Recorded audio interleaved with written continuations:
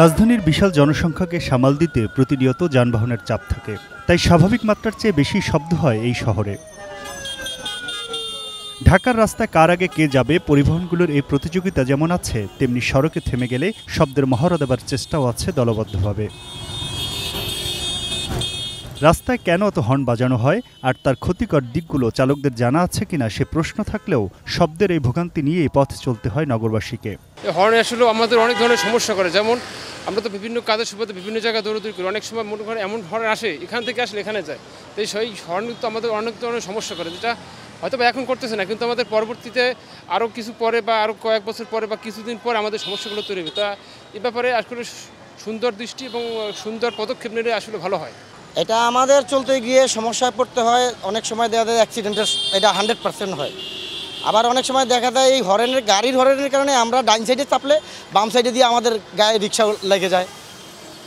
এটা মানুষের আমাদের মানুষ হিসেবে এই অযথায় হরেন বাজানো মস্তিষ্কের অনেক সমস্যা, এটা ব্রেনের জন্য অনেক মারাত্মক একটা ক্ষতিকারক জিনিস। এবং শব্দ দূষণ কানের এটা 100% সমস্যা। শব্দ দূষণ কেন্দ্রিক আসলে আমাদের গরমটা এমনিতেই বেশি, তারপরে আবার বিরক্তকর যখন চারপাশে বেশি করে শব্দ যখন হয় তখন মনে হয় যে এতটাই বিরক্ত, যেদিকে তাকে ওইদিকেই হর্নটা ছাড়া যদি হইতো তাহলে আমাদের জন্য অনেক স্বস্তির মনে হইতো।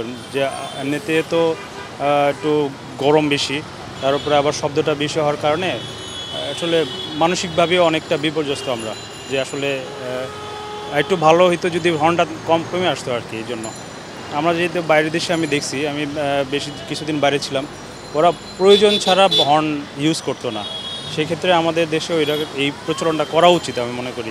বাংলাদেশের যানবাহনগুলোর বেশিরভাগের চালক জানেন না শব্দ দূষণের আইন, আর এর প্রয়োগেও অনেকটা ঢিলেঢালা ট্রাফিক বিভাগ। যেই সব রাস্তায় বাস এবং ভারী যানবাহন চলে ওই এলাকায় অত্যাধিক হর্ন বাজানো হয়।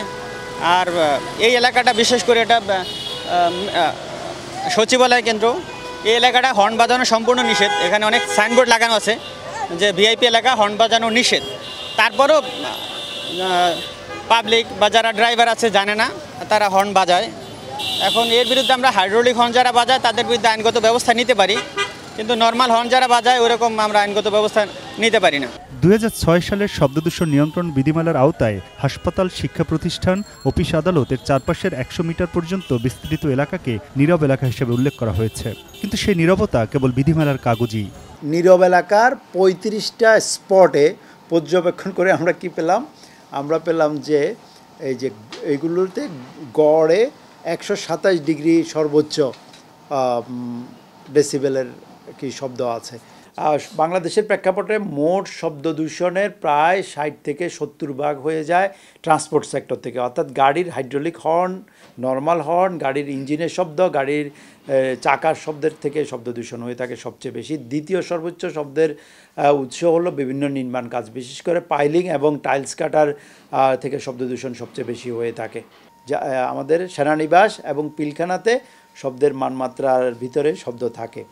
সেই প্রেক্ষাপটে ঢাকা শহরের অন্য জায়গাগুলোতে নীরব বাণিজ্যিক কিংবা আবাসিক, শিল্প কিংবা মিশ্র যেই ল্যান্ড ইউজে যাই না কেন, আমরা আমাদের নির্ধারিত যে মানমাত্রা রয়েছে সেই মানমাত্রার ভিতরে আমরা শব্দ রাখতে পারি না। শব্দদূষণ বিধিমালা 2006-এর পরিবর্তন এনে একে আরও কার্যকরী করার উদ্যোগ নেওয়া হয়েছে। আগের বিধিমালাতে দিনের বেলা হিসাবে আখ্যায়িত করা হয়েছে ভোর 6টা থেকে রাত 9টা পর্যন্ত। সো এইটাই ছিল এটির একটি সীমাবদ্ধতা, এবং রাত্রির বেলার হিসাবে চিহ্নিত করা হয়েছে রাত 9টা থেকে ভোর 6টা পর্যন্ত। সো এই জায়গায় একটা সংস্কার আসছে, এবং যে নীরব বাণিজ্যিক বা আবাসিক এলাকা হিসাবে যে জিনিসগুলোকে বলা হয়েছিল সেগুলো আইডেন্টিফিকেশান একটা বড় সমস্যা। সো সেই জায়গাতেও কিছু কারেকশান আসছে। আগের বিধিমালা ক্ষেত্রে পুলিশকে এই ধরনের আইন ইমপ্লিমেন্টেশনের জন্য যথেষ্ট ক্ষমতা দেওয়া হয়নি, ফলে শব্দ দূষণকারী যে যানবাহন তাৎক্ষণিকভাবে চোখের সামনে দিয়ে চলে গেল বা শব্দ দূষণ করে ওখান থেকে অন্যত্র স্থানান্তরিত হয়ে গেল, তাকে যন্ত্র অর্থাৎ শব্দ পরিমাপক যন্ত্র ওই এলাকায় না থাকার কারণে বা পুলিশের কাছে না থাকার কারণে আইনের আওতায় অনেক সময় আনা যায়নি। সে এই বিষয়গুলো এবার গুরুত্ব দেওয়া হচ্ছে। আর একটি হলো যে জরিমানাটি আগে ছিল সেটি যথেষ্ট কম, এখন জরিমানার পরিমাণও বৃদ্ধি করার একটি চিন্তাভাবনা হচ্ছে। শব্দদূষণ নিয়ন্ত্রণে সমন্বিত ও অংশীদারিত্বমূলক প্রকল্পের মাধ্যমে আরও কিছু কাজ হাতে নেওয়া হয়েছে। নীরব হিসেবে নির্ধারিত এলাকাগুলোর মধ্যে দিনে সবচেয়ে বেশি শব্দদূষণ হয় সচিবালয় এলাকায়, যেখানে 101.7 ডেসিবেল শব্দ রেকর্ড করা হয়, যা নির্ধারিত মানমাত্রার দ্বিগুণ। আর নীরবের এলাকার বাকিগুলোর চিত্র অনেকটা একই।